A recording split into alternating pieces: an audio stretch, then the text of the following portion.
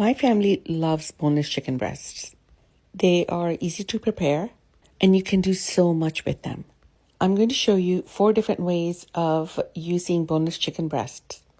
All of these can be frozen, uncooked, or cooked. For tandoori chicken pieces, I'm going to be using 2 chicken breasts. Cut them into 1.5-inch cubes. Make your tandoori masala. I'm going to list all the ingredients here.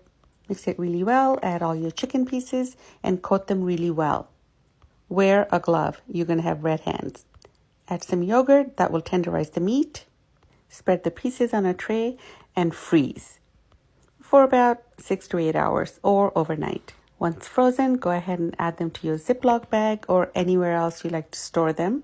I've made 2 portions and I keep them like this.